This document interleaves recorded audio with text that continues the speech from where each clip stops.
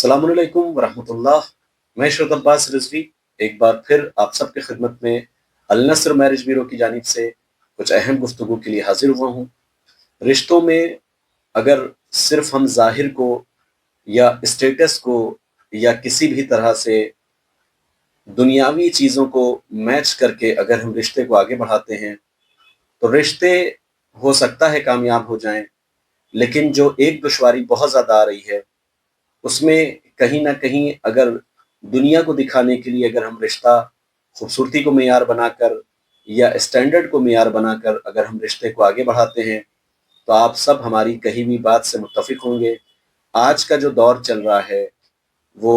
शादी होने के 2-4 महीने में ही लड़की लड़के को लेकर अलग रहना पसंद कर रही है। अगर आप इस तरह के हालात से बचना चाहते हैं तो इसमें एक पहलू और दो पहलू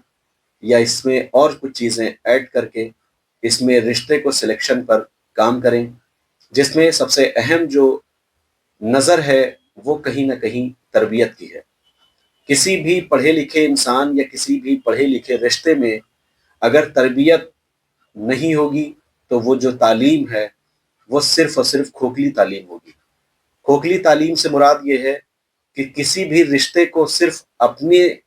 आसानियाँ और अपने को संवारने के चक्कर में रिश्ते को आगे बढ़ाना, ये मुझे लगता है कंप्लीट जो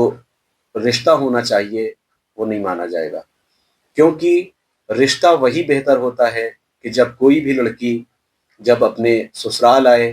तो वो जिस तरीके से शौहर की केयर करे, जिस तरीके से अपने बच्चों की केयर करे, उसी तरीके से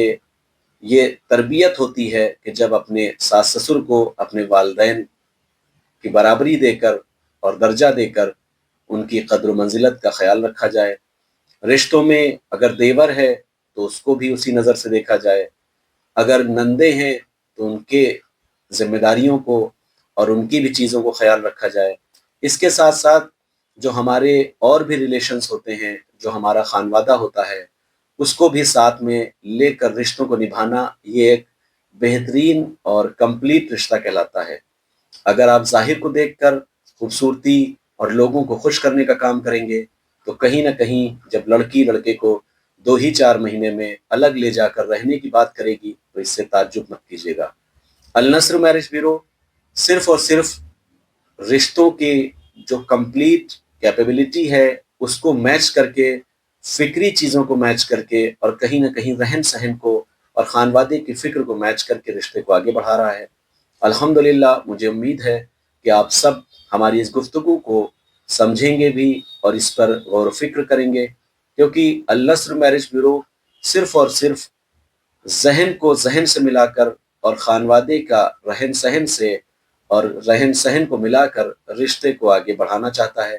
जिससे जो घरों में नाइत्तफाकियाँ होती हैं उससे बचा जा सके। मुझे उम्मीद है कि आप सब हमारे यूट्यूब चैनल को ज़रूर सब्सक्राइब करेंगे, क्योंकि ज़्यादा से ज़्यादा आप तक वीडियोस पहुंच सकें। वस्सलामु अलैकुम वरहमतुल्लाहि वबरकातुहू।